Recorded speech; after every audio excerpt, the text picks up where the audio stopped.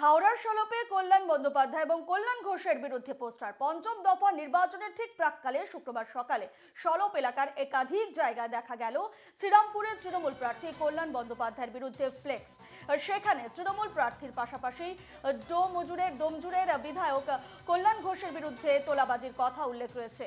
সবুজ রঙের সেই ফ্লেক্সে সাদা হরফে লেখা রয়েছে 2024 আসন্ন লোকসভা ভোটে নোংরা চরিত্র আর খারাপ ব্যবহারের জন্য কল্যাণ ব্যানার্জি 1 লক্ষেরও বেশি ভোটে হারবেন শ্রীরামপুর থেকে।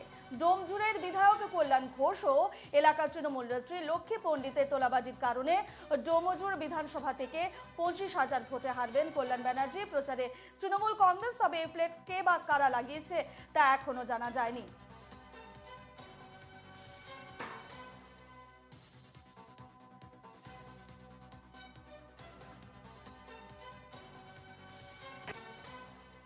যারা মানুষের কাছ থেকে হারিয়ে গেছে, যারা আগে তোলাবাজি করতো, আজকে তারা মানুষের কাছ থেকে হারিয়ে যাচ্ছে, তাই তারা এইভাবে দুর্নাম করছে।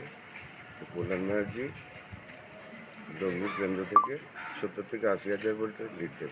আজকে আপনারা দেখছেন ডোমজুরে সেই তোলাবাজি আর গুন্ডাবাজিকে যারা করতো তাদের সব সাহায্য করে দেওয়া হয়েছে, তাই তারা খুব এর আগে এইসব করছে। তাহলে কি গোষ্ঠীদ্বন্দ্ব বলা যেতে পারে? না, গোষ্ঠীদ্বন্দ্ব নেই, কিন্তু একটা প্রচারে তৃণমূল কংগ্রেস লেখা রয়েছে ব্যানারে। তো লিখবে, কাউকে একটা নাম দিতে হবে।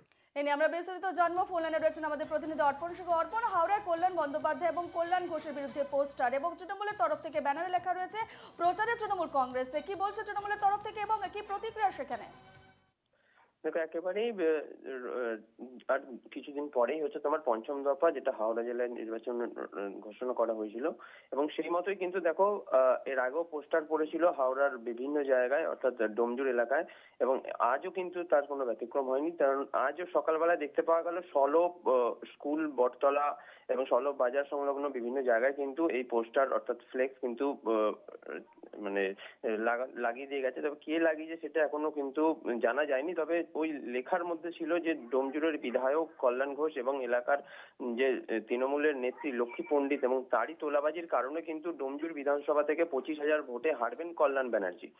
এই রকম ভাবে কিন্তু পোস্টারে কিন্তু লেখা ছিল, এবং তৃণমূলের তরফ থেকে কিন্তু সেভাবে কোনো প্রতিক্রিয়া না পাওয়া গেলেও কিন্তু যিনি বেশ বেশ অর্পণ, তুমি খবরে নজর রাখো। আপাতত তোমাকে ধন্যবাদ।